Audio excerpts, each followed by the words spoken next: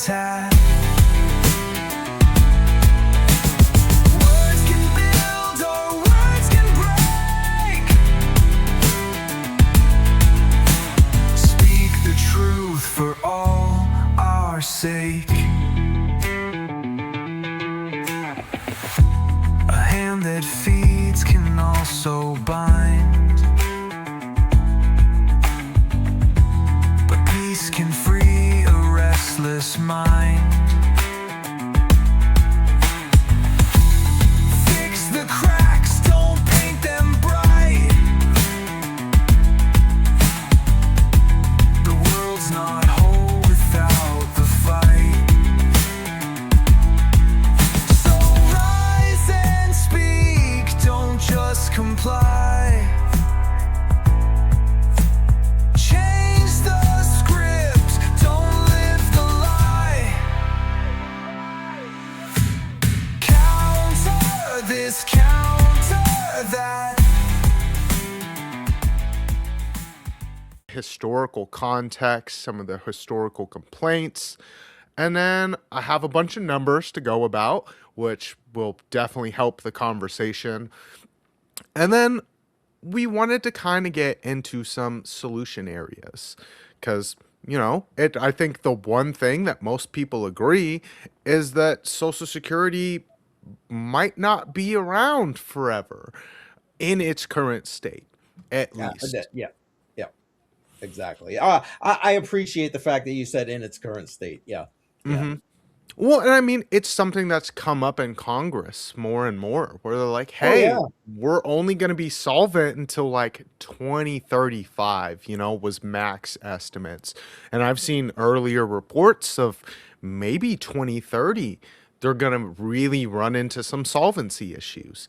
And it's like, well, that's 4 years away. I know people that are planning to retire in a year and a half because they just changed the Social Security age, and they might only get payments for 3 years unless the government's just like, yeah, we're just going to add Social Security to the deficit and, screw this all. Right. Well, which is I'm sure they will, because I mean, it ain't like we don't throw everything else there. But anyway, I know we're going to get into it. I don't want to throw everything up front.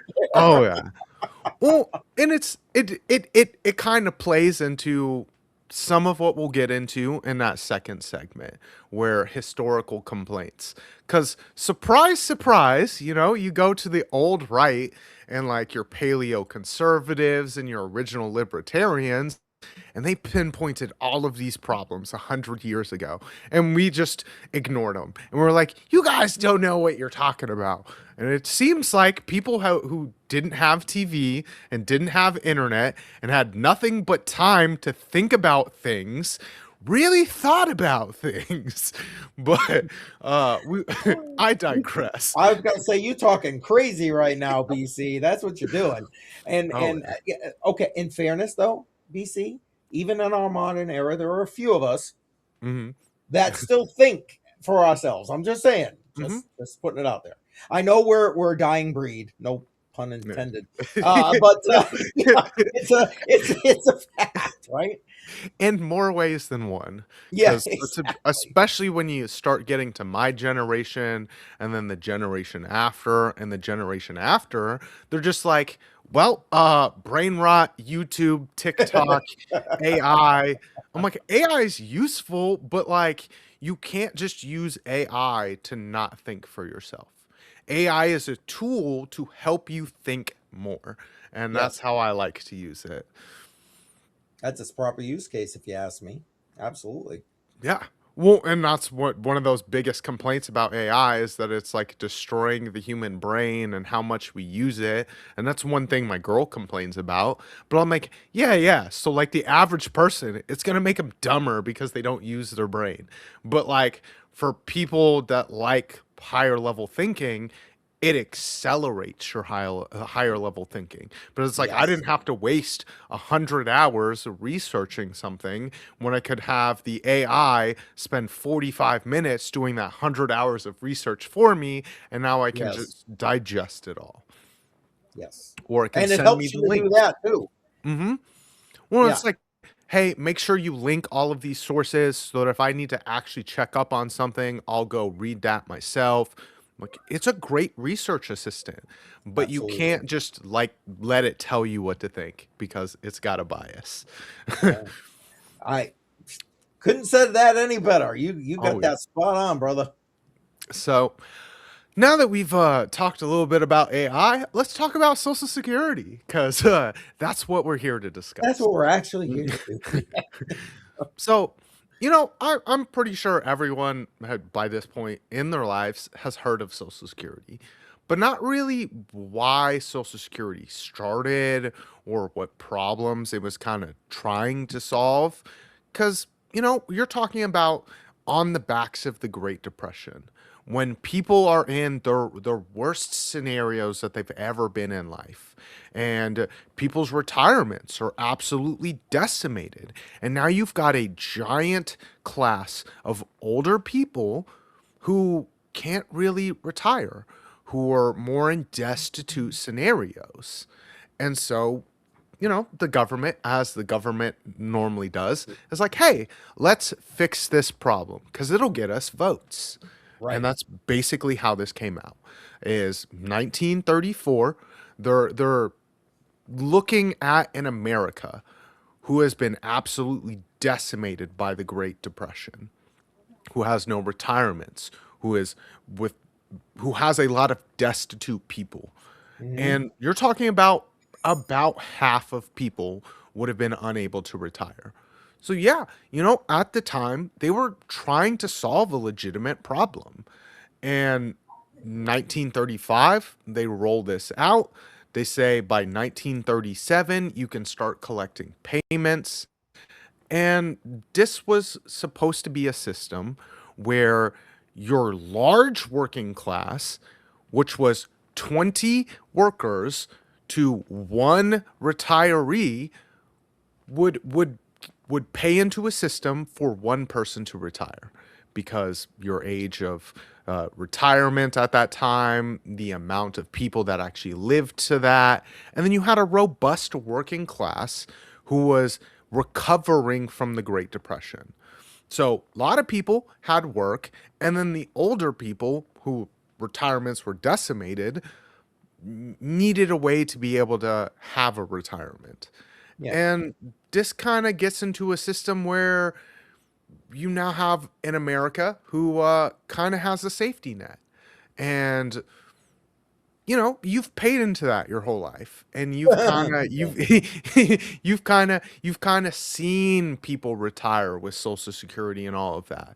So like, what do you have for thoughts on like that historical context of what Social Security was and kind of what it's turned into? Because I'm sure it's highly different from mine. Well, I don't know about highly different, at least from the historical context, but like being at that age now, I can understand, and try and put myself in the shoes, if you would, of being this age at that period of time, and I can look into that and say, man, I could be just dead on the street. Nobody'd ever know because, like, I'm old. What am I going to be doing? Because at that time too, you got to remember that the workforce it was a lot of blue collar stuff, man. It Mhm. wasn't, you know what I mean? It was physical labor in a lot of that situation. So, I look at that now thinking, man, I couldn't do a lot of that physical labor now in my age. So looking at it through that historical lens, I see what they were trying to do. I can even appreciate what they were trying to do, to be completely honest.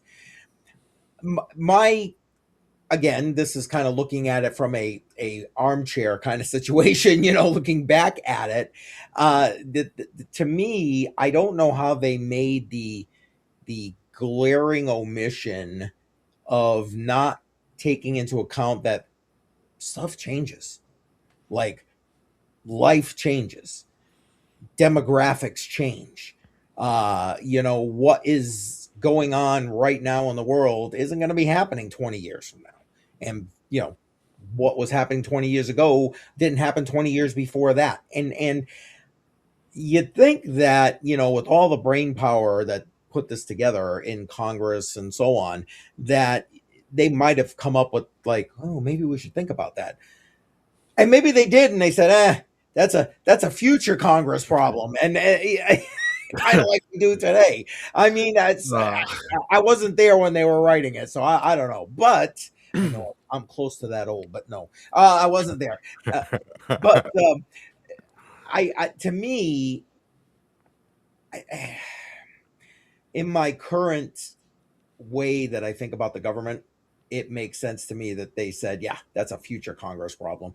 But I'm trying to give them the benefit of the doubt and say they just missed it. They completely missed it. I mean, because not for nothing, how many times do you miss things? And they're mhm, like, oh man, why did I think of that? Right. So I guess, like I said, for the most part, I think I pretty much agree with your assessment with regard to the historical context, but then I look at it now, where I am literally at that point to just about be start collecting, and I have so many mixed feelings with regard to it, because I've seen what's been happening in recent history with regard to Social Security in the sense of changing the age or ages with regard to Social Security, and the fact that people in this day and age, so like when I say that, I'm speaking like younger generations than I, look at Social Security as a benefit, I guess. What's That's mhm, not the right word, but a government handout or whatever. I guess would probably be better. But I look at it, and that's where I start to differ because I think to myself, like you said, well, you've been paying into it your whole life. Yeah, dang straight. I started working when I was 16. Time for me to retire. So yeah, I got like damn near 50 years in this system. So you better believe I'm thinking to myself, man, I kind of expect that, yeah, I'm going to get my money out of it at least. mhm. So I know I kind of went off on a little bit of a tangent there, BC, but to get back to your historical context, I think we're pretty much close to the same page. But I think we'll have some interesting conversations as we keep bringing all this stuff forward. Oh yeah. Well, you brought up some key points when you're talking about historical context and kicking the can down the road. It literally took 40 years of having Social Security before they had to pass new bills on Social Security to deal with the solvency issue. So 40 years in, they're like, you know what? This program might not be solvent for very long. Let's fix this. And they took into account inflations and benefit formulas. And that was the 1970s. Yes, And definitely. Yeah. people had only been collecting for a little less than 40 years. And when you're getting into this, when you're bringing up the numbers on that, I'll just skip straight to the numbers and then we can go back to historical Sorry, complaints. I got you going there. But like by 1940, which was when people are starting to be able to collect, you had almost 160 covered workers per beneficiary. So 160 people were paying for one person to retire. By 1970, when they're talking about fixing the solvency problem, there was less than four workers per beneficiary. 3.7 to be exact. Yeah, seems like a little bit of a problem there. And then statistically through the 1990s to 19 to 2010 through 2020, we've been staying at a flat like two per one, which doesn't work, you know? You also had your tax rate changes from 1937 to 1949. They were taxed 1%. The worker was taxed 1% for Social Security. The employer was taxed 1% for Social Security. And then by 1950, 1.5%, 1960, 3%, and that was 3% on the worker, 3% on the employer. By 1984, 5.7% on the worker and the employer.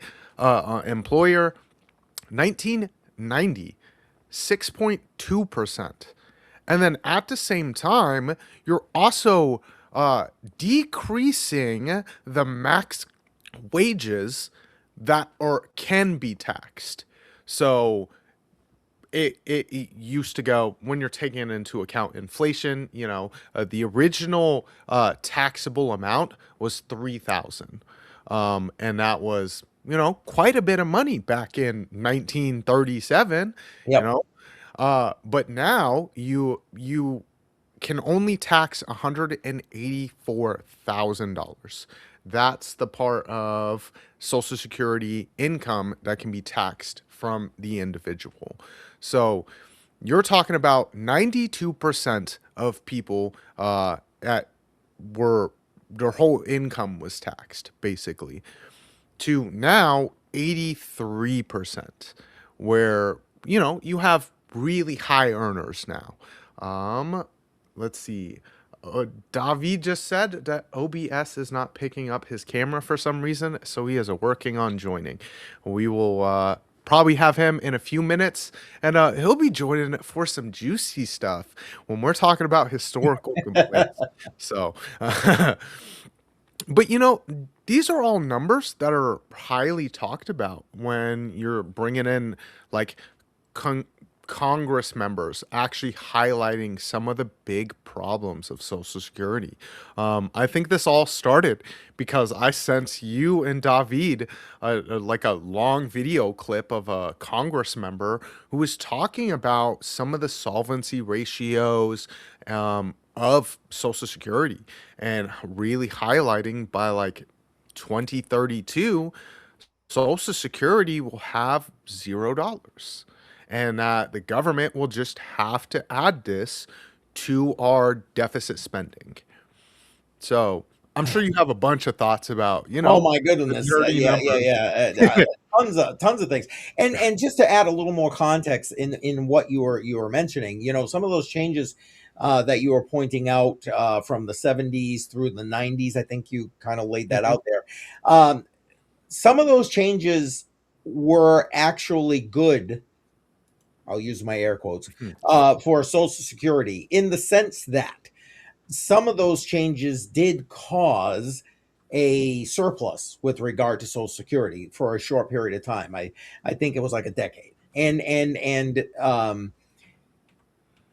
the problem is that the way that this system is set up, it became nothing more than a slush fund for the government to be able to tap into that surplus again, using the air quotes. Because is it a surplus? No, it's actually funds that you should have been allocating for this to this. But anyway, and they've tapped in. I think the stat when I looked it up was every president since 1983 has tapped into the Social Security uh, fund, or the excess Social Security fund that they can access to fund different government programs instead of doing what they should have done, which is make sure that this program remains solvent for as long as possible. But mhm. again, it's like I hypothesize that they're saying to themselves, okay, that's a future president problem, or that's a future Congress problem. That's not a my watch problem, and unfortunately, here we are. And one other piece, because you mentioned about a video that you sent that kind of spawned this whole thing. And I don't know if you've seen them, but I've watched some members of Congress talking about this issue. And some of them actually think that this is something that like old people come to the government and be like, "Yo, give me a handout." It's like some kind of handout from the government. No, no, no, no. You took it from me at the point of a gun to put in your coffers. It is not a all of a sudden, oh, here, government handout you're giving to me. You're supposed to be paying me back what I paid in. Now, again, Yeah.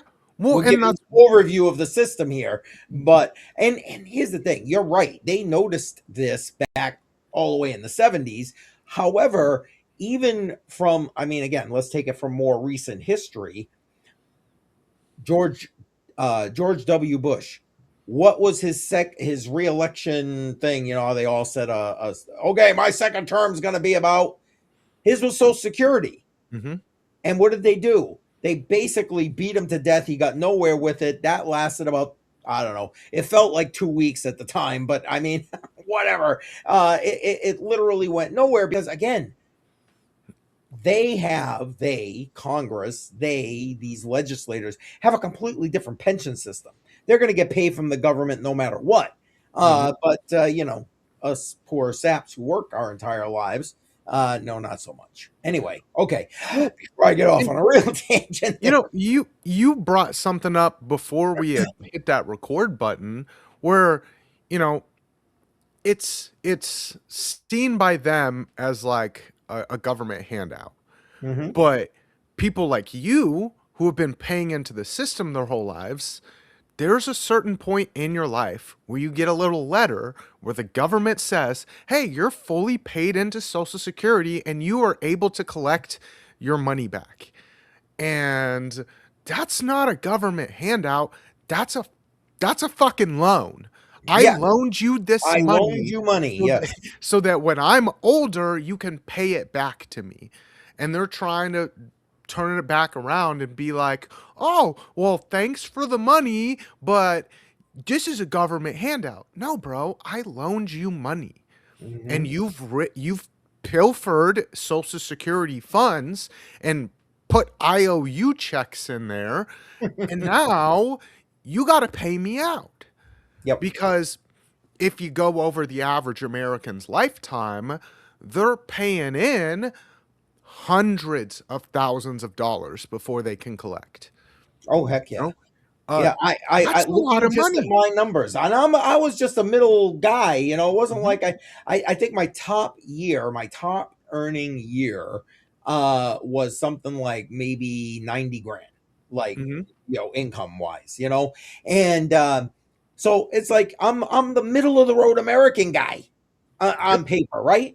And even I was over the course of working history into the millions. You know what I'm saying? Paid into the system.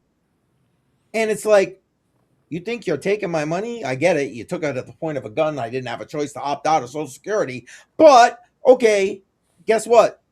Time to turn the spigot on that flow in the other direction. You know? hmm And they really don't like doing it. And surprise, surprise, the historical complaints, they brought up a lot of these things.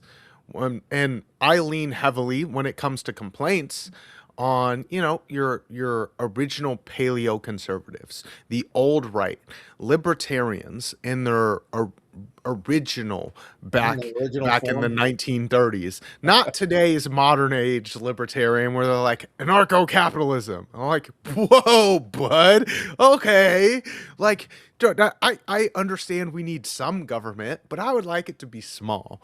I don't want to just burn it all down and then go back to the Stone Age, because that's anarcho-capitalism for you. Yeah, yeah. Right now there's enough of that Stone Age stuff going on. Anyway.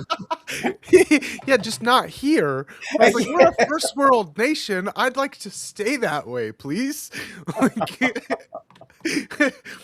but history really does bring up a lot of these points where the complaints you have, the complaints a lot of Americans have that are paying into Social Security or close to collecting. A lot of these things were already thought about 100 years ago, and we've ignored it. We've ignored every single complaint. The complaint that, hey, we're just making a giant slush fund that the government was just gonna put their dirty mitts on. Yeah. You know, that only took that only took a little over 40 years for the government to be like, yep, we're gonna touch that money. Wait, Well, is anyone remember really too, surprised? they were going through World War II, right? hmm They were on the gold standard, right? And so, like, hands were being like this. and give me money wherever I can get me some money. And so here you go. Here you go. Mm-hmm. Well, and like you really bring up a good point where their hands were kind of tied in the beginning. They couldn't touch the money, and I think you brought up it was like the 1980s, the first time that they really borrowed money from it. And then ever since then, it's just been a continuous movement of borrowing money from Social Security. And we've got David. Welcome, sir. Hey, Hello. Uh, Hello. How you doing, welcome. gentlemen? Doing pretty good. I've got CCM on some rants. He's like taking some BC energy, and I like it. But we're just sliding into some historical context and historical complaints on Social Security. So you joined in for a great point. You got to miss out on all the nerdiness of diving into like the direct numbers of Social Security, which is like only something that someone like me or someone that's close to collecting would be like, what's the actual numbers of Social Security? They're like, wait, this math doesn't math, you know? Yeah, right. The math don't math. That's a fact. It's true. So Oh yeah. I'm sure you've got quite a bit to say on Social Security when we're getting into more of the historical, which I brought up that I will be leaning mostly on the old right, paleo conservatives and libertarians when I bring my complaints about Social Security. So I think you'll probably agree with some of them. Maybe. We'll see. All right. Well, getting into complaints, the first real complaint that I found on Social Security was the state power complaint. It's like a surprise, surprise. People that didn't I like know. big government complained that the government was trying to get bigger and have more power. Yeah. So, the first argument really was the tax burden, especially on industry, and when you're threatening private pensions, you're creating that large slush fund that Washington just will inevitably treat as a pot of money. And this was the very first complaints, not even diving into secondary and third order effects, which I feel like all of their complaints are justified because, by this point, we've seen all of them I come was true. about to say we see it in action. Yeah, exactly. Exactly. Yeah. Well, and like, you're really getting into some of those second order complaints there, kind of bringing up how you're threatening certain things. Um, but the big secondary complaint was that you're gonna destroy self-reliance, and it was an anti-dependency complaint where you're just going to make a class of people who are just going to be dependent on the government forever. I think that one's highly justified too.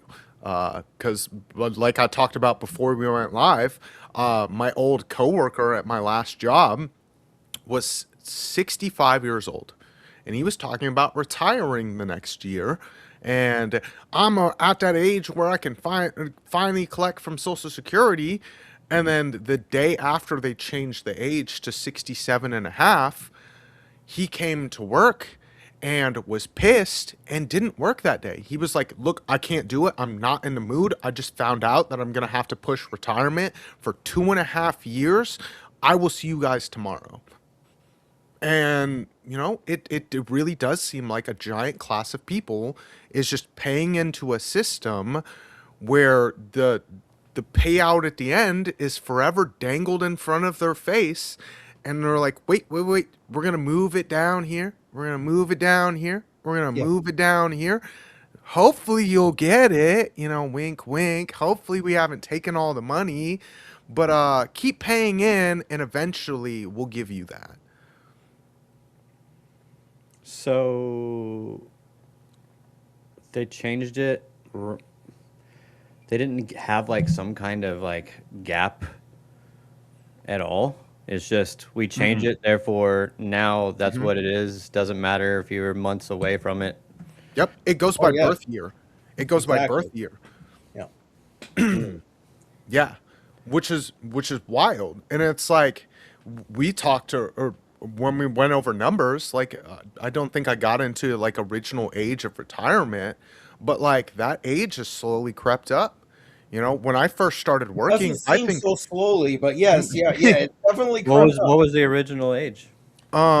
the original age was like 59 and a half, which Yes. is the original age that you can collect partial social security payments on. But that'll be the amount that you can collect every month. But if you wait till 67 and a half, you can get the full benefit, and that's the full amount that you'll get every single month.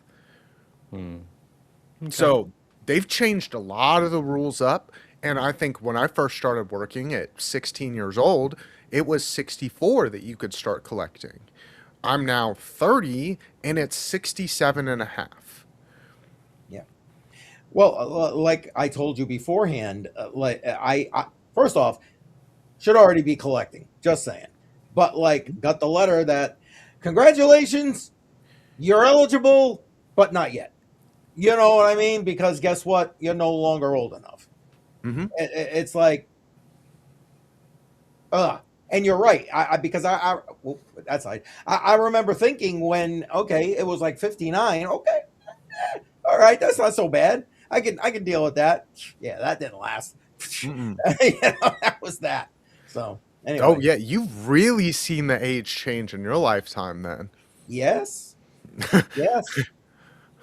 And two, that's why like when we first started the conversation I was saying like the historical thing, yeah, okay, I'm probably with you, but now for me it's more like okay, listen, I feel like you basically have raked me over the coals.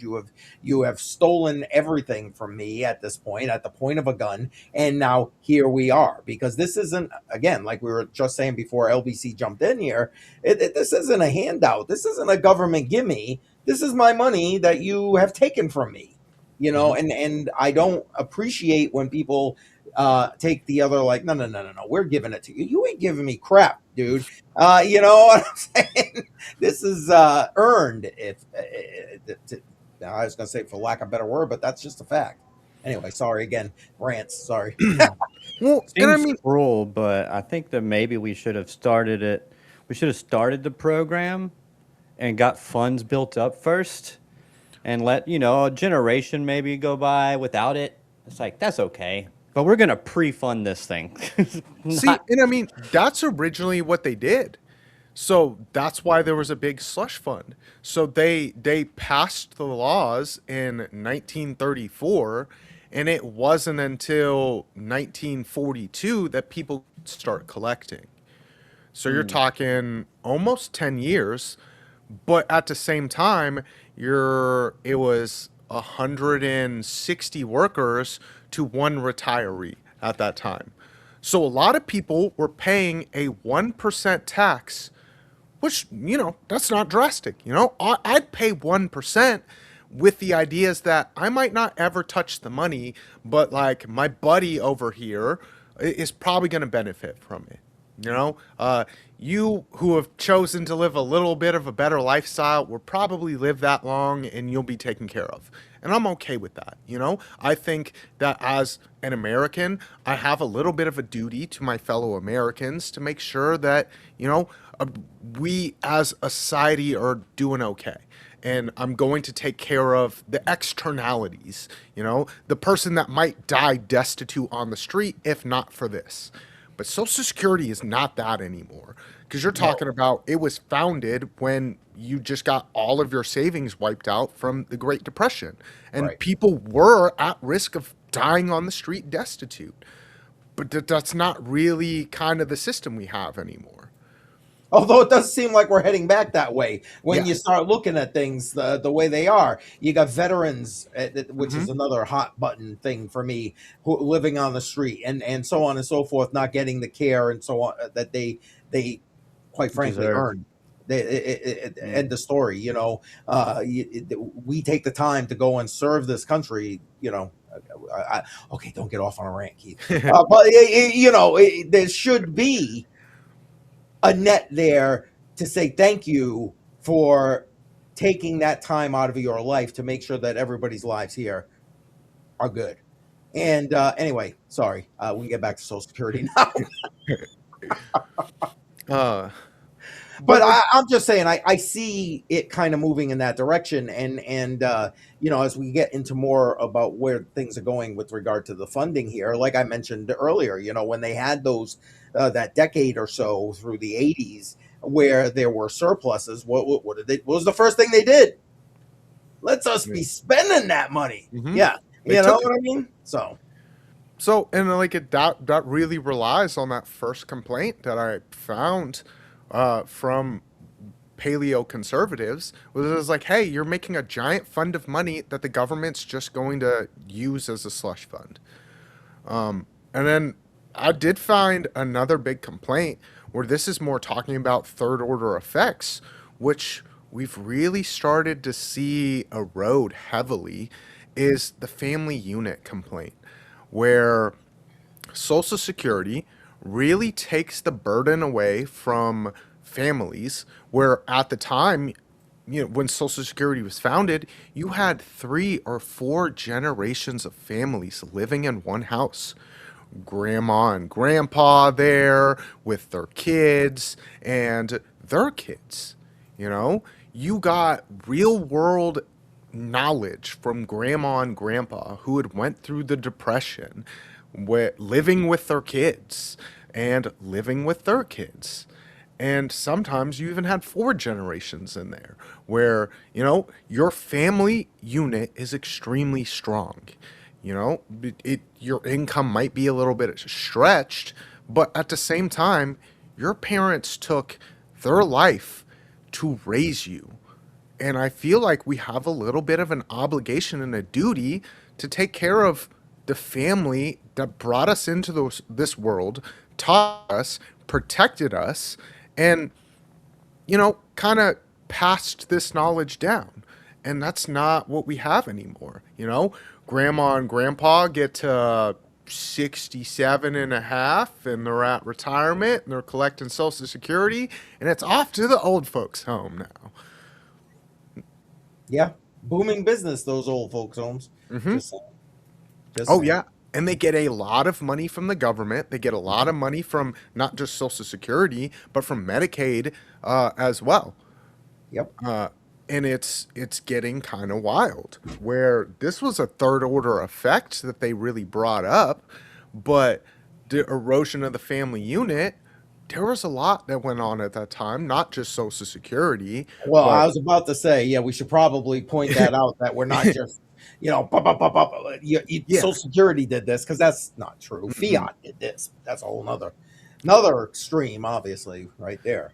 Oh yeah, but I mean, Social Security was a big part when you're taken away. Sure. It's like, hey, we're daddy government, and once you reach this age, we'll take care of you. And so that means that the son and daughter don't have to take care of mom and dad because the government's gonna do it. So we'll wash our hands of you. Just rely on daddy government.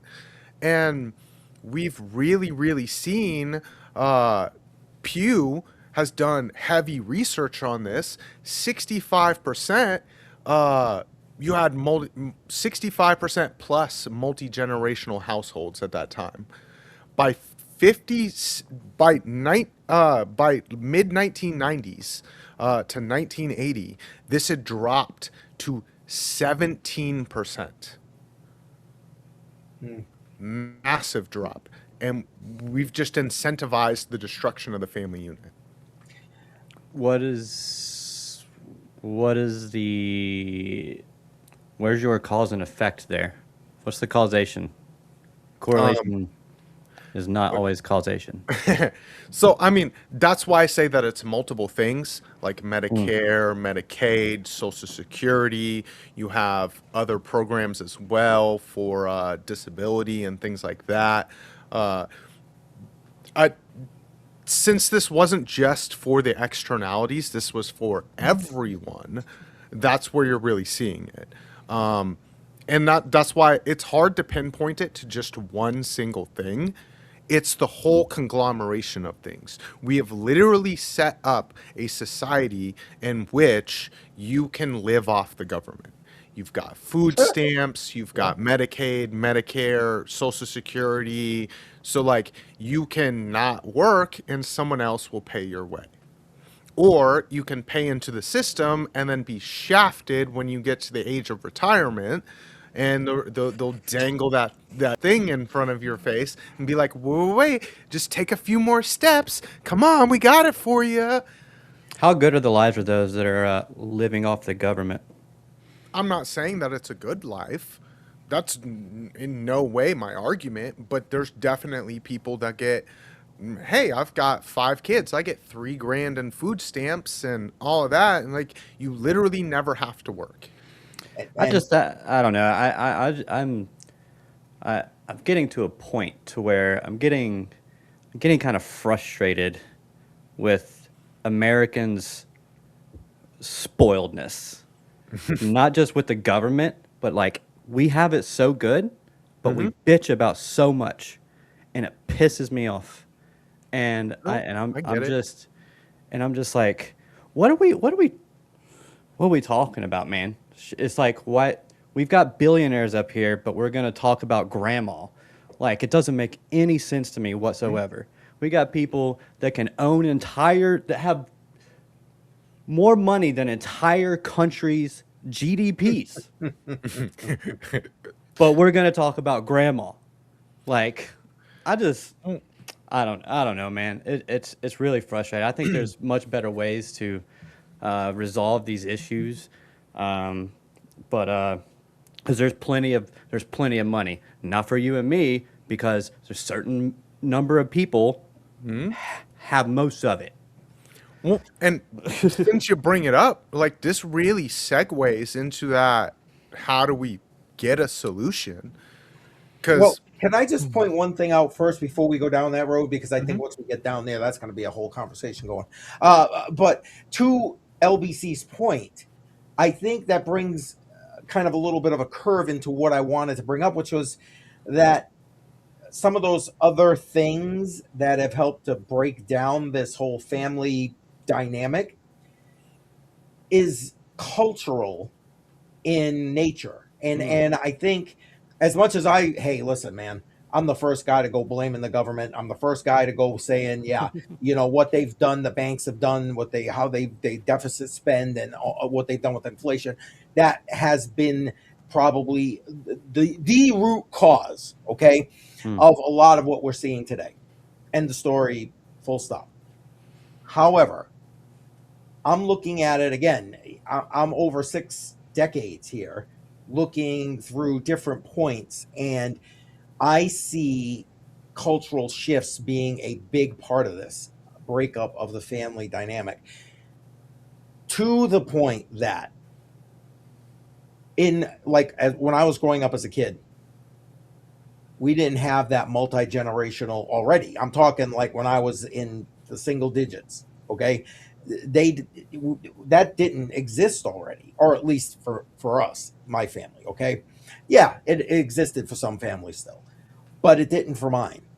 And as part of the fact that that didn't exist for me, I think it gave me the attitude that took me through the better part of my life, which was, man, pick your own ass up by your bootstraps, do whatever it is you got to do. You work till you drop. I mean, that, not literally, but you get my point. And you get it done because it's your responsibility to get it done. Have self responsibility to that, and to that end, take that now to where I'm at.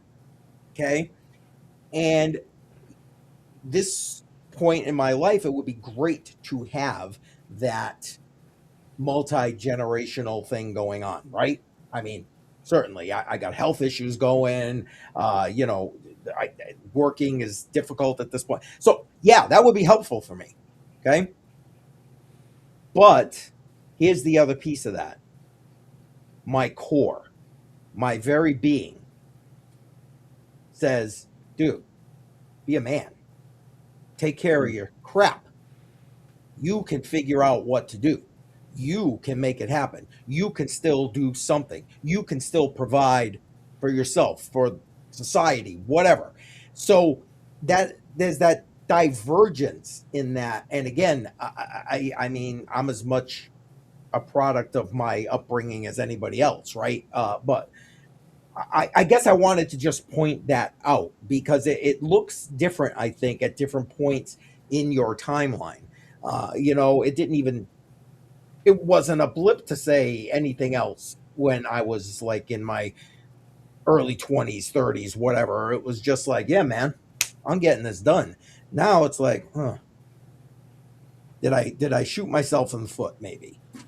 Mhm. But I mean, yeah, I learned to be resilient and so on and so forth, but would it have been better to like get that dynamic in place? Again, there's my rant. I apologize, guys, but I thought when No when worries. when LBC said that, I was thinking to myself, man, that's that's when he said that, that's what I thought about. You know what I'm saying? That's what that brought me to. So See, hopefully, you know, and at the same time, when you bring that up, it's like I don't think it's a problem that someone wants to have 7 kids and live at home. But it's like, you know how you do that? You have a multi-generational household. Instead of having daddy government take care of it, where it's yeah, like, hey, we've got a big family. We love each other. We take care of each other. That's better for society than like, here's daddy government giving you your $3,000 in food stamps. You better make sure that you do what we say. Otherwise, we might rip this out of your hands like we literally saw happen last year. yep. Oh, And then people are complaining, well, I can't buy my food this month. That's unacceptable.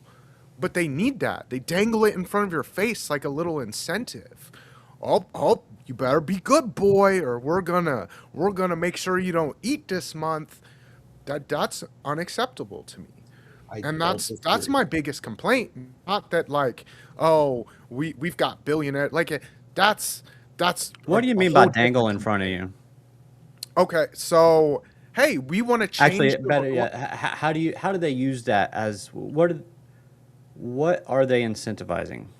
So That is very a good recently, question. very recently they changed the requirements where it's like, okay, if you want food stamps, you've got to work or you've got to do a certain amount of Community service hours service, or yes, yeah, yeah, which I don't necessarily have a problem with, but at the same Right? time, yeah, at the same time, I think that this should be something the same way Social Security is for the externalities. Hmm.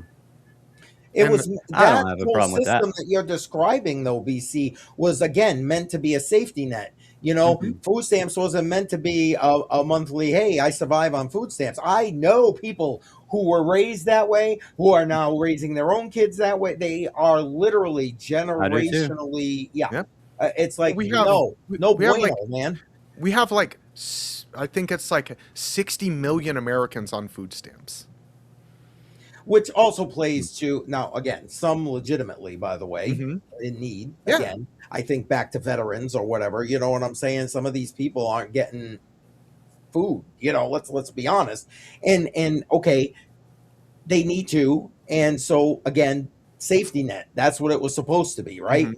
But like, how do you well, again, I know this isn't our conversation today, but then how do you go weeding that out, Hmm. becomes the issue, because guess what, this is the incentives that these politicians use to go ahead and get reelected, not to mention the fact that for many people it is a necessity in the sense that the fiat dollar has eroded to such a degree that guess what, everybody, even working people, need extra help, whether it's food stamps, what's the fuel assistance, whatever program. Pick a program. This is And so that's why I said multifaceted before. And again, I'm sorry, I didn't mean to step on you there, BC. this is why this is exactly why we Bitcoin and why we crypto. Hmm. Yes, Because I exactly. think if you fix the money, you fix a lot of these issues. Oh, Yes. definitely. Yes. Bitcoin itself, crypto itself, but definitely Bitcoin itself, and doing my 10,000 hours, that alone dramatically shifted the trajectory of my life, of my financials, because you just start looking at money how you're supposed to look at money, basically. Yes. And it's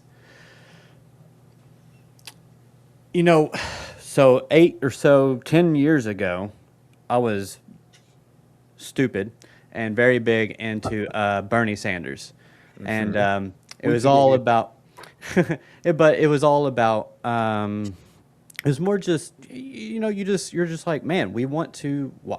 Why don't we all just collectively come together and blah blah blah blah? He was anti-war, but the main thing with Bernie for me was he talked about getting money out of politics. And I was like, if there's any, out of everything that all these people are talking about, that's the one thing that I think would solve so much more than everything else. So that's why Absolutely. I was really big into that. And so the problem is democratic socialist. So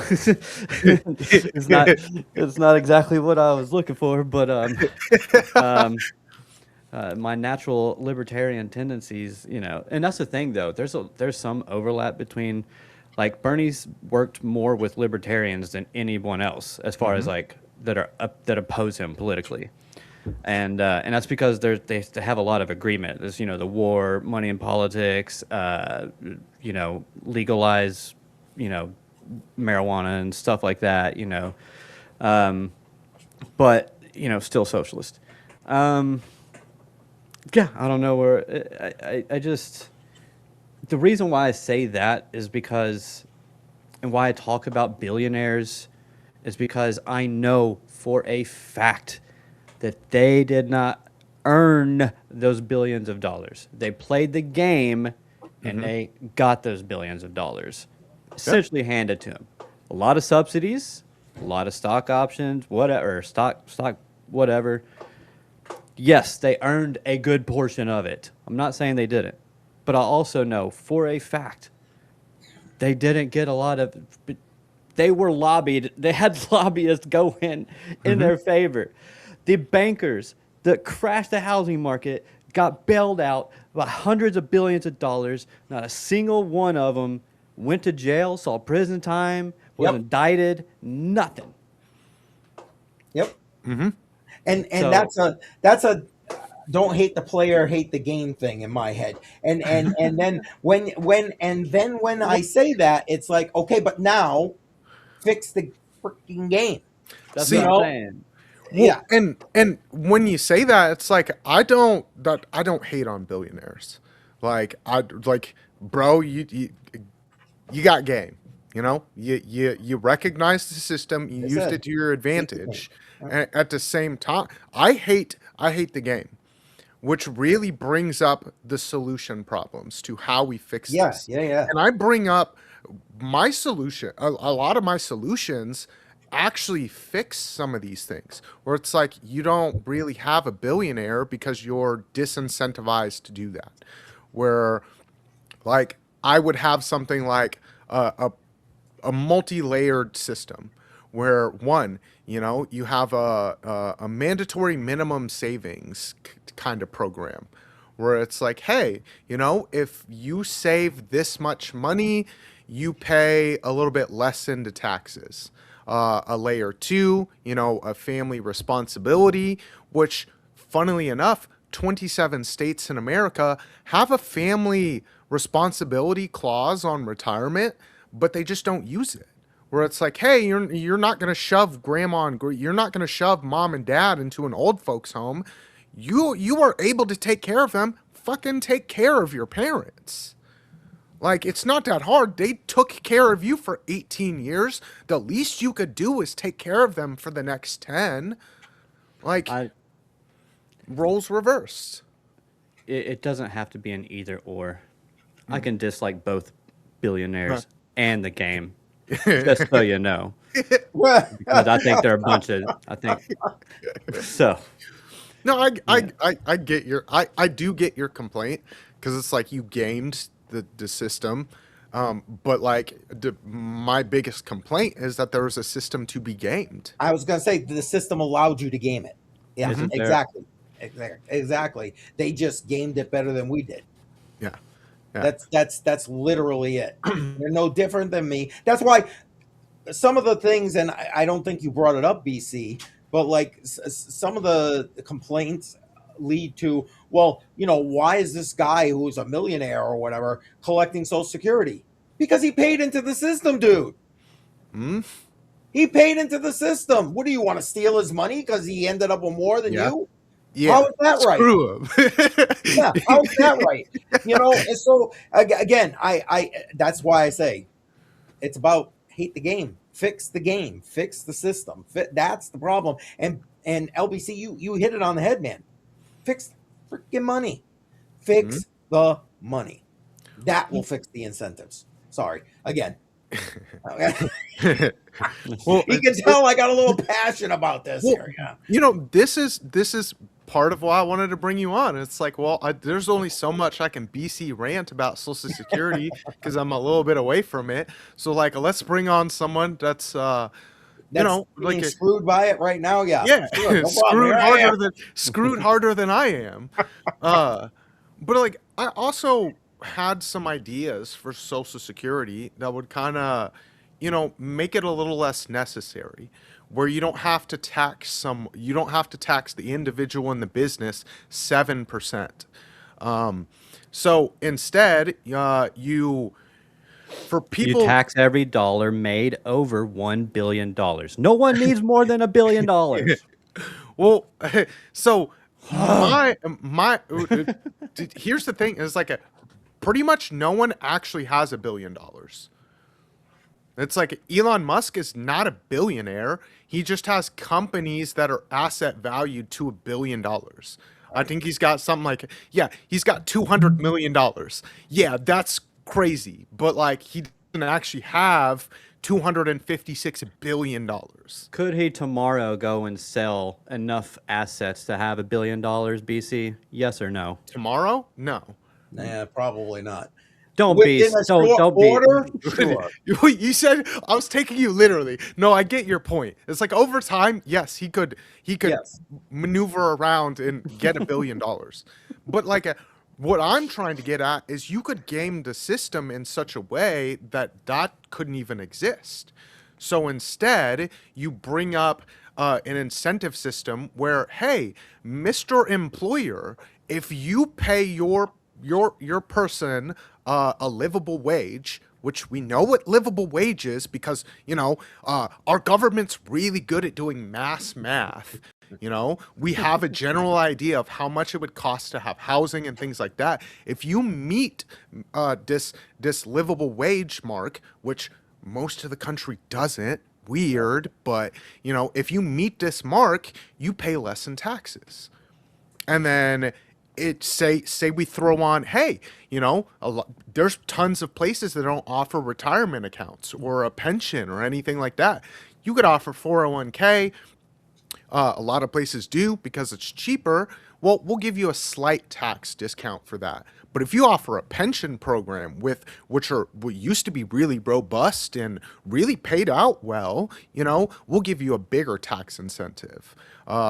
Or say, hey, you're paying well above the living wage. We'll give you a better tax break. But this at the same time, this is taking money out of that employer's pocket. For what's the benefit? Strictly so that people can live. You are now disincentivized to game the system so that you have a bigger cash pile at the end. And these are the small things that we could do across the board in a lot of these systems, which then make the system less necessary. because I'm all for less taxes because I'm a libertarian. And I feel like you can't legislate the morality of it, and you have to legislate for the externalities in this situations. But the thing that the government can do extremely well is to incentivize certain outcomes. And thus far, they have not been incentivized to these certain outcomes because there's a big cash pile that they can just use with Social Security. There's a huge cash pile they can use with Medicaid and Medicare, which is why both of those are insolvent and is just on the deficit. It's non-discretionary spending. We can't talk about it. No, it's just part of the $1 trillion that gets added to the deficit every 90 days now. Every Which 90 used to be days. which used to be 100 days, and then 2 years ago was every 120 days. So we're just accelerating the problem, and we've got to find a way to disincentivize this so that the government is not spending more and is slowly, getting smaller. But you have to take care of these big problems first before you even can get to that. We've You also. know, we could Oh, go ahead. afford a lot if we would just stop going to war in the Middle East. Do you, I mean, well, Social Security would be fine. Medicare, Medicaid, all that stuff would be perfectly great if we weren't spending over $1 trillion now a year on our defense budget. Never mind the fact that we have a combined, the 9 developed countries in the world combined don't even match our defense budget, and we can't even. We're having trouble with Iran in a 21-mile strait. we've talked Bring 'em about. home. We've talked a little bit about Iran and why we're over there and why we've been over there multiple times. I understand strategically. I understand the long-term gain. I'm just saying. I don't have all the facts of the like I don't have the intelligence, like the actual intelligence that's like Yeah, they're acting on. Yeah, exactly. that they're acting on, so that they say they're acting on. And I'm Right, also jaded because I went through Iraq, Afghanistan, and all that stuff. Weapons of mass destruction. Remember that? Yep. Very well. So like I don't know. I'm just like, well, maybe we could stop blowing up brown people and come home and just spend money here. I don't know. It's a crazy idea. Like on our infrastructure, that'd be cool. Well, and two, you mentioned about the defense budget being $1 trillion, right? Well, guess what? The interest payments on our debt exceed that. So just saying. Yeah. Just saying. Well, yeah, but interest for what debt? Where did that come from? No.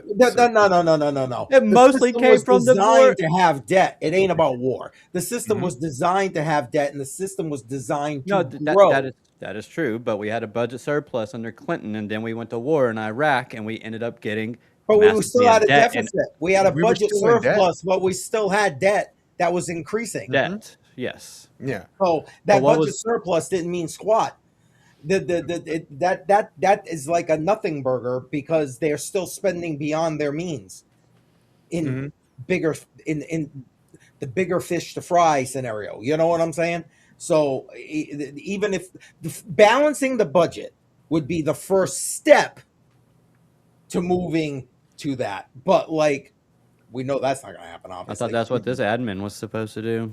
Yeah, well, So like here's Should the have thing. known that was going out the window as soon as Trump coin was launched. But like the thing about it is like they all make this claim, and it's like we're gonna balance the budget.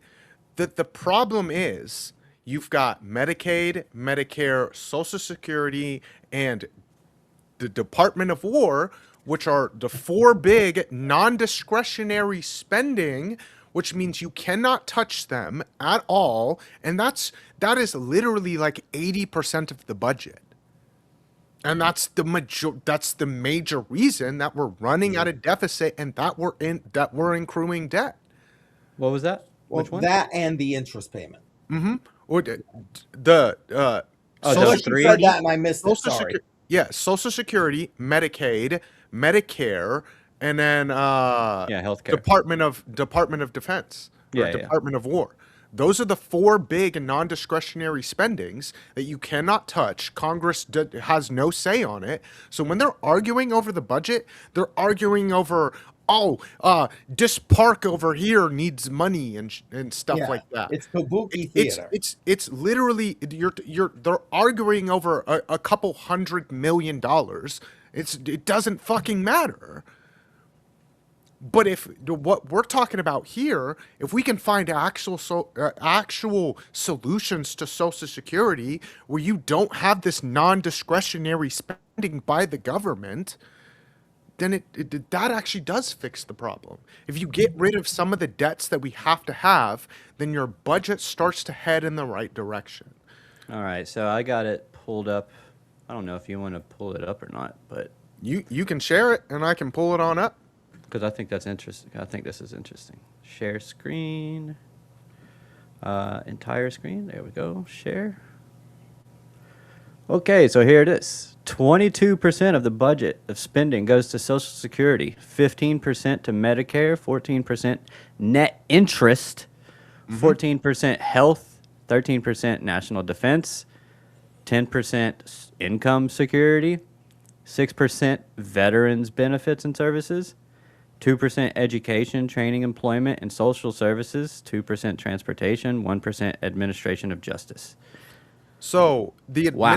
the administration of justice, that's discretionary spending. They can change the amounts. Transportation, discretionary change spending. They can change the amounts. Education, discretionary spending. They can change the amounts. Veterans, discretionary spending. They can change the amount. Sadly. Income security, non-discretionary. They cannot change the amount. National defense, non-discretionary. They cannot change the amounts. Health, non-discretionary. They cannot change the amounts. Interest payments. Oh, that's just a done deal. Can't change the amount. It's only going to keep going up. Yep. Medicare, non-discretionary, cannot change the amount. Social Security, non-discretionary, cannot change the amount. So you've got billions of dollars here that are non-discretionary spendings and you cannot change the amount. The only way you can change the amount is to change the system, Yes. change the incentive structure, and then now this is no longer necessary and now we're not forking out billions of dollars. Why does it say 412 billion for national defense? I know I just saw that it got raised to $1 trillion. Yeah. What is it? This is probably a little bit delayed. This is FYTD 2026. Yeah, but it's probably a little bit delayed because for year to date would We mean didn't that double would- it. It went from 800 billion to like $1 trillion. Yeah, but like year to date, you'd have to look at next year to look at this year. Fiscal year to date. To date. Oh. This is what we've spent. Yeah. This is what we've spent. Yes. Okay. So you'd have to look Wow. at next year to see the crazy amount that we've done this year. Federal spending overview. Oh, Yeah. that's all that. Yeah, I mean, that's so crazy. And that's why I have big complaints. Where it's like, if you- Honestly, man, we could let's just wait. What is this? Department of Health and Human Services. Oh, that's by agency. Okay. 22% Social Security. that's why I'm saying. That's a problem. So now you see why this was a much bigger complaint by me. That this episode was very important, because 22% of our budget is non-discretionary spending and we can't change it, and the biggest thing is Social Security, and it's something that they're talking about might not be solvent by earliest guesstimates 2032 or by 2034 later guesstimates, which just means that the slight amount of money that they do have in that Social Security system will no longer exist, and 100% of Social Security spending, which is 22% of our non-discretionary budget, is just going to be added onto the deficit. I was gonna ask, do you really think it's gonna get thrown on there? Because it absolutely will, as far as They're I not see it. trashing Social For as Security. long as they can, anyway.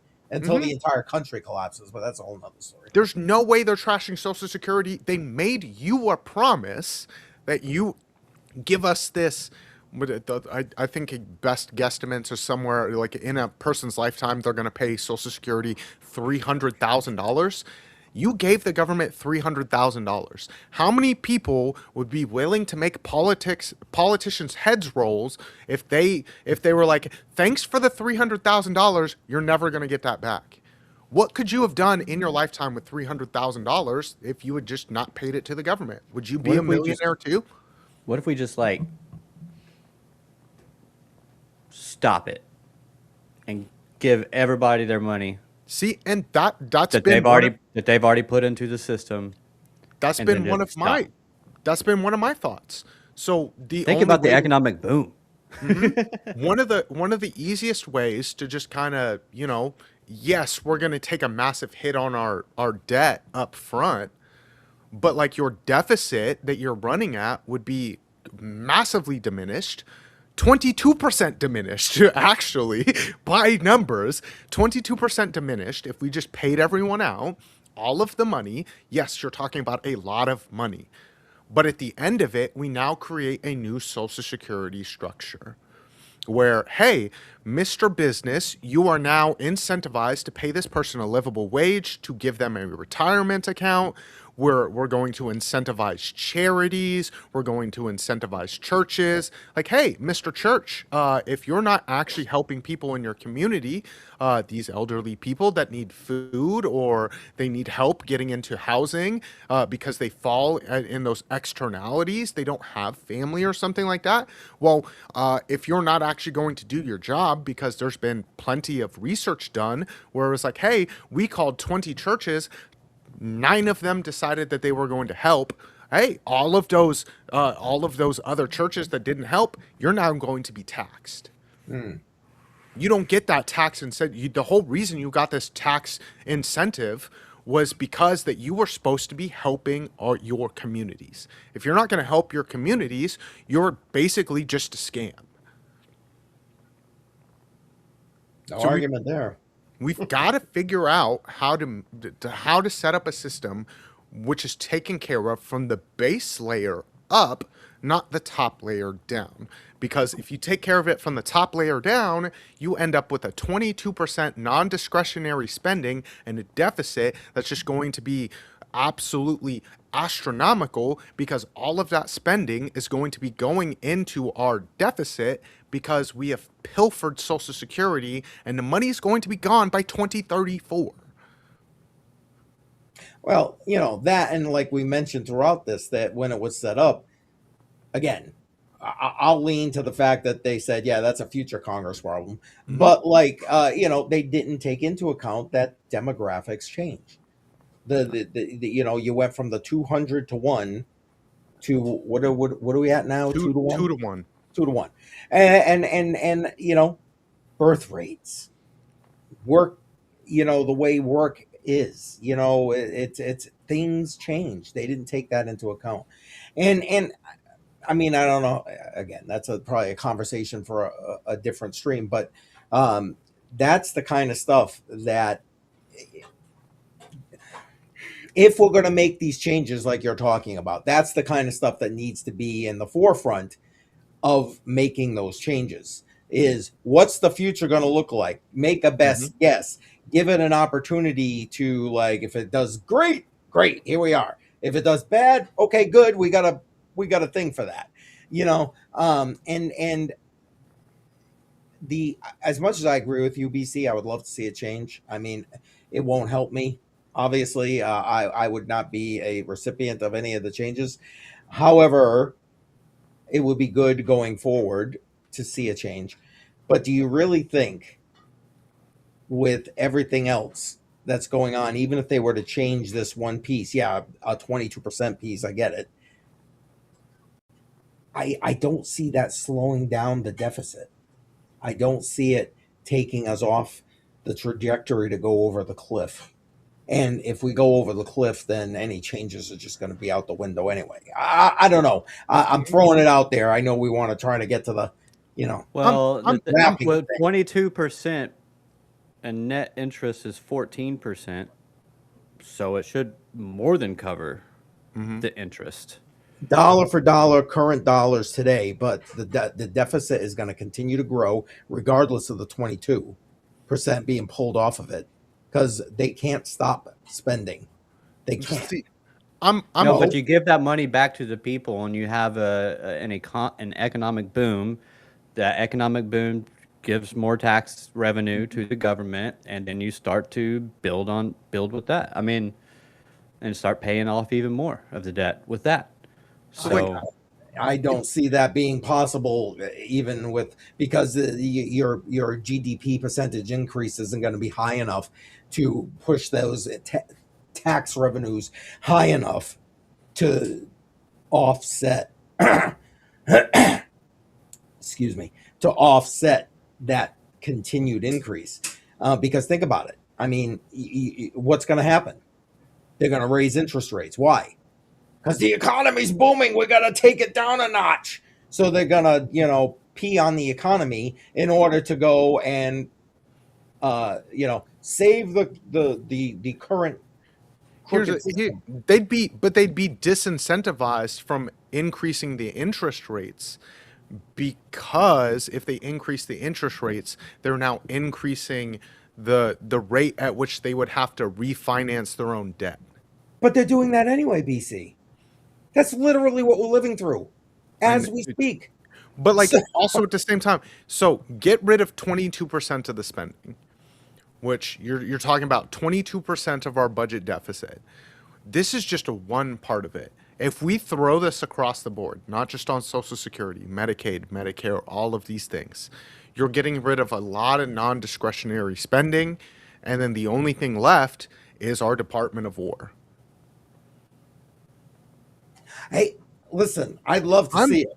I I'm don't think we would, even if they did it, but I don't think it would work out that way because, I'm sorry, government's going to do what governments do, and that's steal from us. It's that simple. So at every possible turn. So I'm hopeful, but also at the same time, both of you now know my feelings on politicians and how I believe that we actually disincentivize some of these things. I can't say it on YouTube, so yeah, right. yeah. uh, French Revolution style, so that's really the only way. You have to have revolution, and that's why we've had a whole topic on revolution.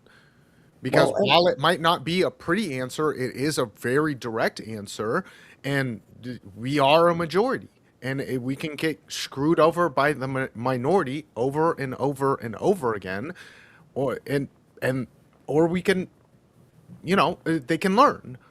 And there's only one way that history ever tells us that these people learn, and it's not pretty and it sucks, but it's not me trying to like yeah, there's no advocate, advocacy here. Yeah. but like it is are we slowly having our backs pushed against a wall to a point where it's like there's one of two solutions: America falls, or people learn harsh lessons and we fix these problems. Unfortunately, yeah, pain is the only thing that most people understand. It just is, and you know what? Think about that. Even if it started with stuff we've already mentioned here today, so pulling money out of politics, Hmm. get the lobbyists out of DC, fix the way the sausage is made, throw term limits, heaven flippin' forbid, that, you can't make it a career to sit in Yep. Congress, and make Congress a geriatric facility, and again, that's saying something coming from me, you know what I'm saying? So, uh,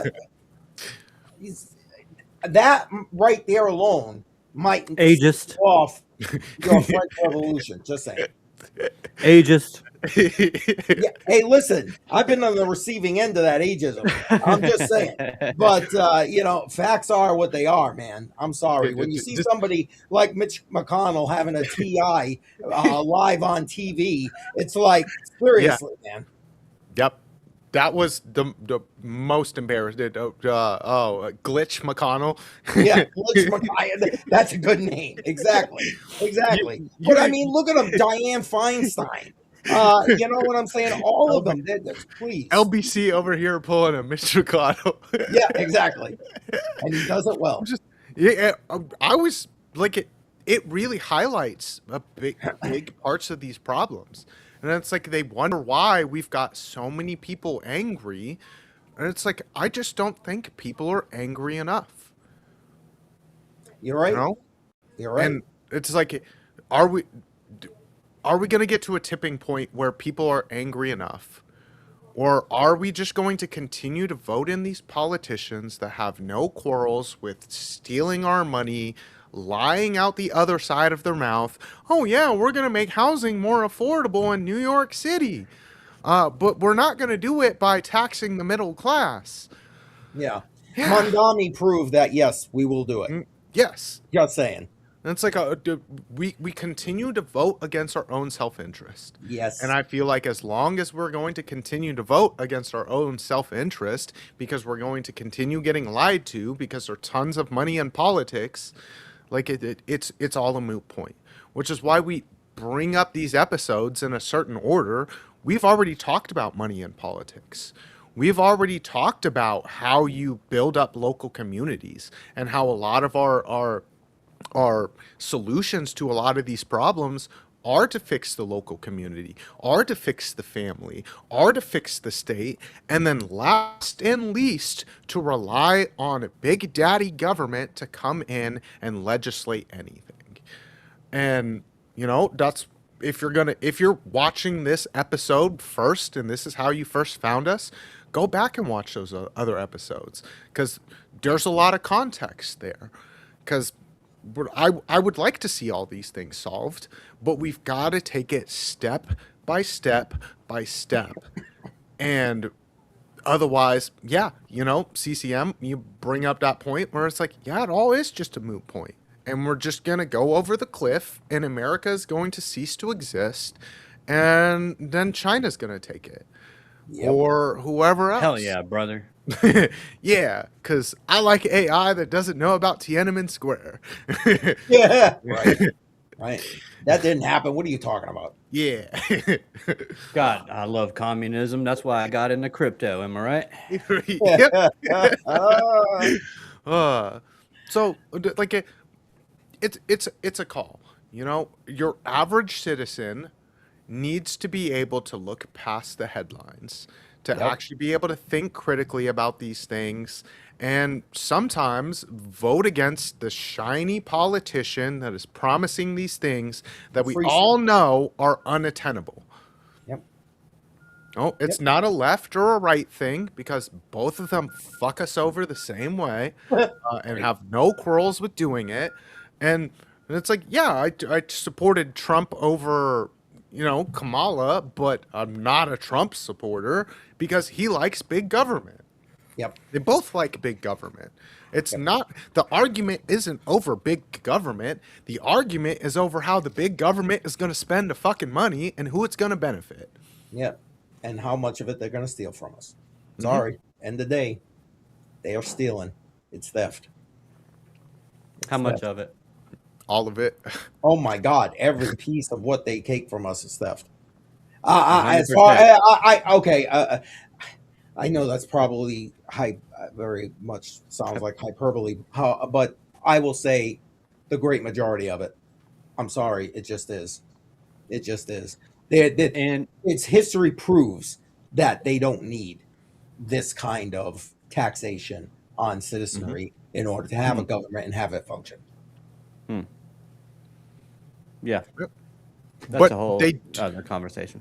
But they Right. do, Right. yeah. But they do need that money if you're going to have the kind of Laws. government. If you're going to have the kind of government they've set up now, which is a Oh. social security state, which is a Medicare state, which is a food stamp state, which is like all of these things taken care of It's by big daddy social. government. We've slowly transformed, essentially, not quite like a Scandinavian style, but still social democracy type deal, welfare state, you know, Yep. but it's fueled by capitalism, thankfully. But that's all Right we got along. left, bro, until they start taking that away, you know? Well, and even that engine, they try to neuter it with regulation, but again, Yeah, probably for another stream right there. too But Oh much. yeah. you know, I mean, think how much different our government would be, what it would look like, how the structure of it would be, if they didn't promise everybody free shit. Think about it. I mean, because that's all they do. They promise this free stuff so they get reelected, right? Because even Trump said it when he first got in office. He's like, okay, we want to do this, this, and this as Doge was doing his thing, right? But like, then it's like, yeah, but we gotta be careful because we want to get reelected. Yep. I So it's mean, he like a said it we. Trump out was loud. talking, That's a fact. 2016, Trump was talking about damn public option Mhm. Yeah. for But now healthcare. it's we can't get reelected. Well, we can't touch Social Security. It's like, brother, that's the biggest spending sector of the budget. We have to talk about it. It's 22% of the fucking budget. And as Americans live longer It's and longer and political longer, suicide. I don't care. Like Well, I literally don't care. We need politicians that don't care about political suicide if we're going to get anything done. But they can't do anything. They can't get elected if they yeah. don't say. I mean, I don't know. Well, You they could, can't get reelected. That's the thing. We gotta have people that go in there with the mindset that I will only be here for 2 or 3, 4 years.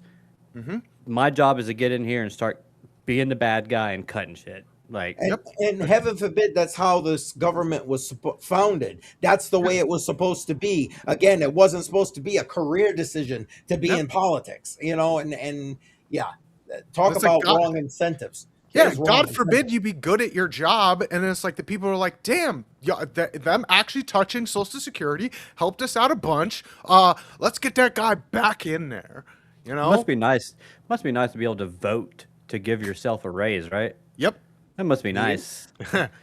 You ever yeah, see them vote to give themselves a pay cut? Uh-uh. yeah.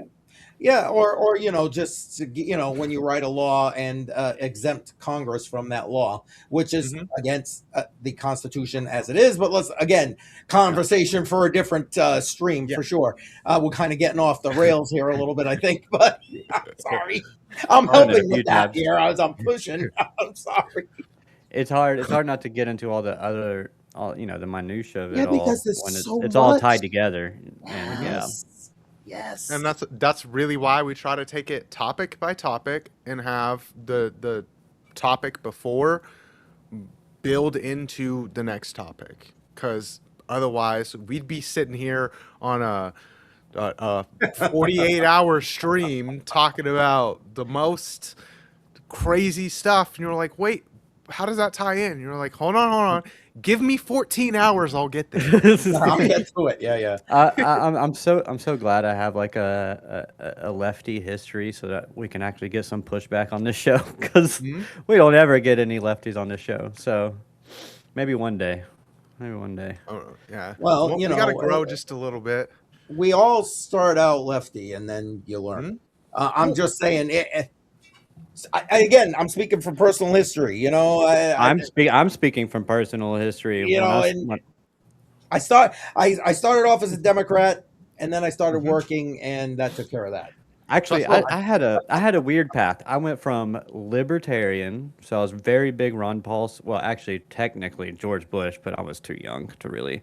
I mean, 2008, I was 19. I turned 19 in 2008. So whatever. My family was big Republican. Okay, from the South. Big surprise, right? Um, then I went Ron Paul. That was like the first guy that I personally supported. And then I went Obama over Romney because I was like, lesser of two evils. I just liked him more. And then 15 or 16 was Trump and Hillary. I was just like, oh, we're fucked, And,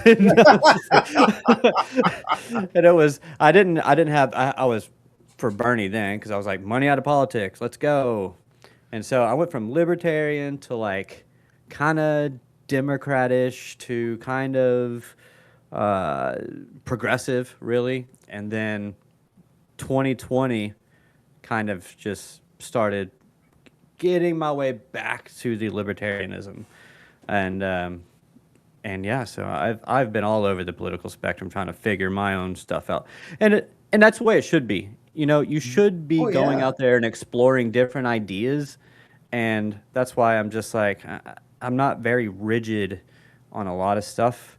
But now, after having a kid and having a family and, you know, working my butt off for quite some time and looking at that paycheck and being like, man, it'd be nice if that extra $200 was on my check every week, you know? Hell to the yes. Because my kids, it would definitely help my kids, you know, and myself, help me feed my kids. There we go.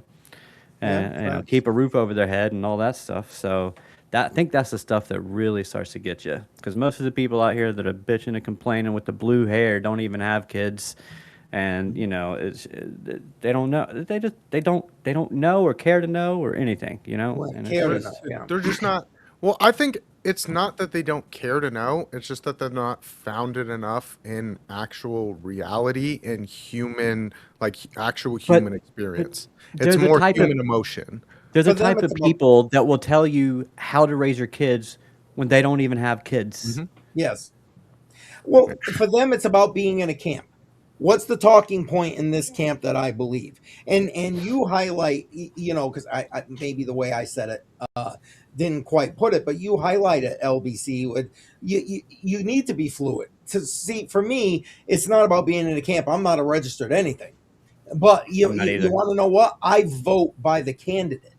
What Hmm. do I like this candidate? Is this candidate going to move me closer to what I'm thinking or further away from what I'm thinking? And then that's the way, which is what I take away from what you were saying. As your journey went by, is like, okay, at this point, this point, this, and you weave your way to where you feel comfortable and need to be, Yeah, not and just it's parrot also points. it's also just, you know, just as far as like just learning new things, you know, being more educated. You know, the more I learn, the more I Life. see different things how they are, you know, and so Yep. Facts. It's Facts. crazy because I started out in like my political spectrum damn near a communist, and now I'm like the actual opposite. Because like, yeah, you know, it's super pie in the sky. It's like, what if everyone was just taken care of? And then I very quickly learned it's like, wait a second, wait a I second. You know, I flirted with communism doesn't work very well. I flirted with communism for like 1 year, and I actually it wasn't communism specifically. It was like what was it called? Anarcho libertarianism, which is Hmm. basically communist, except there's no state. Yeah, It's yeah. it's weird. It's weird. Well, it's like I get into arguments all the time when it comes to the political spectrum because you throw a label up there and they're like, you believe this and this and this. And I'm like, whoa, bud. God, oh, Like, actually, I care about the externalities. I don't want someone's grandpa to die on the street, but at the same time, I don't think that the government is the proper person to really try to solve the issue. I think we as a society are the people that try to solve the issue. It's not Yeah. that I don't yeah. care, it's just that I think your solution is dumb. And since when is the government efficient? I'm just Mhm. asking it, just putting it out there. You know, just saying. Like I'm not an anarcho-capitalist or anything, but like I teeter closer to it than I would teeter towards communism. Like Oh, like there's a giant spectrum of things, and like I do believe that religion is like kind of necessary for a grounding in society. It's part of what gives me that actual care for those externalities where it's like I want to take care of people. I just don't think government is the way that we take care of people. No. I got the solution. Let's hear it. Theocracy. Yeah. The government is the church. There we go. Yeah. Oh boy. That is definitely another stream. Holy cow. Holy cow. I mean, it works so well in England and Yeah. all the other ones. So, Look at Iran, man. They're on top of the world right now, bro. Mhm. yeah, on top of the news articles. That's not the Same, world? same, What? same. I thought we live in social media land. What? Yeah, What am I I missing? mean, kinda. Oh gosh. Well, before we get down any other more rabbit holes, I did have two kind of questions to wrap the show up with. Um, I kind of want to go with the first one that I had. If Social Security was meant to supplement families, but families stopped being the safety net, are we trying to fix the wrong problem?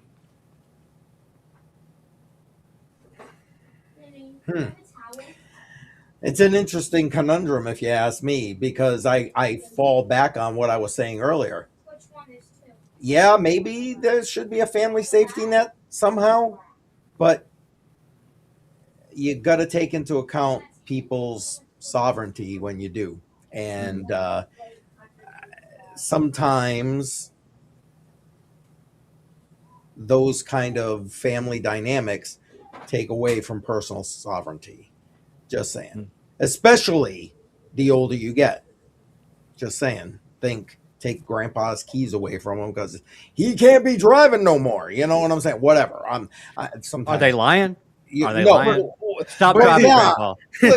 Look, I'm like Raymond. I'm an excellent driver. Yeah, no, seriously though. I mean, there are times. I'm not saying don't do that, folks. So please, not in the comments or whatever. But like I was just for the point. There But at this needs if we're it gonna could take be away grandpa's keys, then now we should be driving grandpa to his doctor's appointment. should could D- would you? Yeah, Yes, would you? I would. And that's I my point. would. And And it's like see, and Pay for the Uber. it's a system that me and my girl have talked about. It's like when her parents are at that age, they're gonna be living with us because we don't want that for them. Like it's destructive on the family unit. It throws a, a wrench in your daily life, but it's more destructive on the family unit to have grandma and grandpa die alone in an old folks home. facts. I agree. Is it? I'm sorry. Go Yes. ahead, LBC. Sorry. How? Okay, so it accelerates the death. There's a lot of just laying around doing nothing. The rates of elder abuse are disgusting. Astronomical. Yeah, Yeah. I mean that is terrible. Yeah, So I would much rather have but how does that? my Didn't girl's you say parents that? live longer with us and be more comfortable, have a social life, all of that, get to see their family more than just shoved away in an old folks home, taken care of by people that might not always care about them, have limited mobility, be stuck in a bed, be shoved on meds, not have a great diet, just be a part of the money system that is the old folks care because that's all it Mm. is, and which is just boomed because Social Security exists, and rather have the wisdom and the experience and the care of an extra family member there. Okay. The bottom line is, I would I love got to a big see that family. built back. You know what I'm saying? I Mm. would love to see the whole family dynamic coming back into this country as a whole. I Never mean, it mind might be just the it whole. might be forced monetarily. Yeah, well, if you're we're right gonna about that. You're right continue. about Let's go if Yeah. so. Yeah, I've got a big family. I mean, it's always been you got something going on, we're there for you type deal. My grandparents, I lived on their land. My cousins have lived, like, anytime someone's gone through some hardship, their house was open.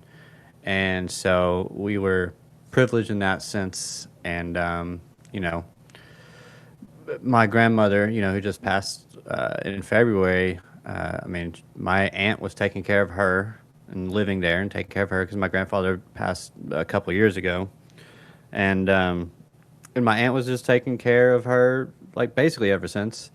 And my dad would go over to the land, cut the yard, and do stuff around the house, housework and stuff like that. And you know, and I'm thankful that we were well. Really, my grandparents made that possible because they had the land, they had the house. All you had to do is go there and help take care of them. Oh. And so it. But then you have other people that just never showed up because whatever reason they got their own lives going on, things are going on. People are busy, man. My grandpa moved out into the sticks. People are still living close to the city, and it's just you know I think there's a lot of what I'm getting at is that there's a lot of variables. There's a lot of Oh, variables, and 1,000%. yeah. So and it's just like, well, how much of it is Social Security? How much of it is the economy not being that great? How much is it wages not keeping up with inflation? Inflation in general. Printing money, money printing, money again, money. The problem is the money, guys. All right, I'm done. I'm done. Money, damn. All right. So you guys have some ideas of what the next episodes on Counter This might be about. um, and then we might have to bring you on for another one of these, Keith, because we're going to have a few more that you might be directly impacted by here soon. So, I'll be happy to help out. In case you couldn't tell, I don't mind giving my opinion on things. So mhm, yeah, no yeah. problem. We need some more. We need some more CCM rants here on Counter This, especially for the For coming sure. ones. So, For I the coming Anytime. ones. since we talked about several of them here, we might have to talk about Medicaid and Medicare, a little bit of Oh, let's just go through the whole budget. yep. Let's just.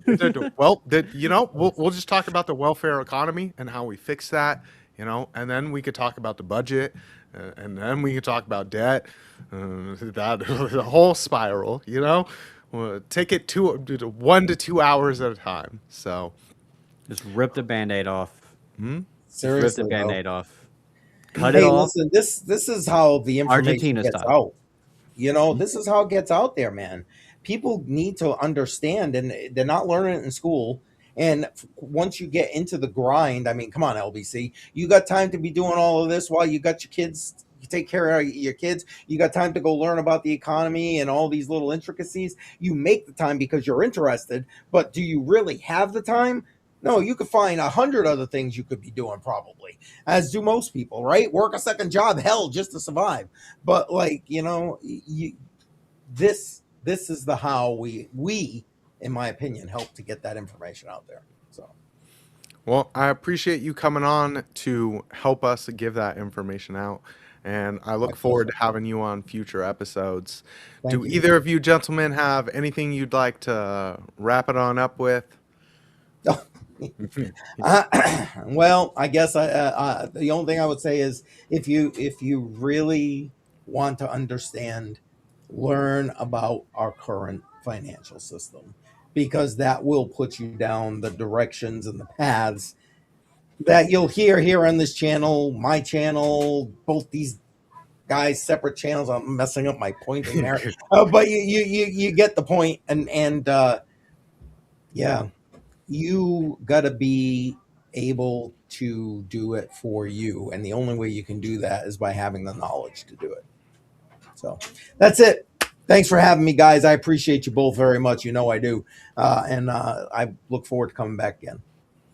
Follow Keith at Crypto Coin Mindset on here on YouTube, or yeah, well, I say here on YouTube. This isn't only played on YouTube, uploaded to YouTube. But anyways, YouTube, no, all I gotta say X, is all of his links will be in the description. Thank you. thank you, Keith, for joining us, and I very much enjoyed this episode, and I love playing devil's advocate. I can really get you riled up if you want me to, but I decided to be a little not get too much in it. I don't want people to hate me for 15 seconds and then realize I'm just playing devil's advocate, because that's how good I am at it. But Hey, you're anyways, that good. my thing is it's only because I used to be that. So He's gotten me more than a few times. Where I'm like, listen here, libtard. He's like, hold on a second. hold on. Uh, I'm a Newton bitter. Anyways, sorry, that's a German coming out. Anyways, my message for everybody is just please look into money and the history of money and Bitcoin and scarcity and Yes. sound money, because in my opinion, you fix the money, almost everything is downstream from that. So, Amen. honesty, transparency, that's what the blockchain is. All right. Mad love. See you guys in the next one. Hit that like. that subscribe, and then hopefully you enjoyed this episode on Social Security. Both of these gentlemen did an amazing job at it, and Yeah, I I did. appreciate you tuning on in for this week's Counter This. I hope to see you at the next one. I don't really have any caveat on them. They pretty much highlighted the solution. The money is the problem, and then we can Amen. fix everything else. So have a great rest of your week. Take care, everybody. Bye. Counter this, counter that. Freedom's more than tit for tat. Words can build or words can break. Speak the truth for all our sake. A hand that feeds can also bind, but peace can free a restless mind. Fix the cracks, don't paint them bright. The world's not whole without the fight. So rise and speak, don't just comply. Change the script, don't live the lie. Counter this, counter that.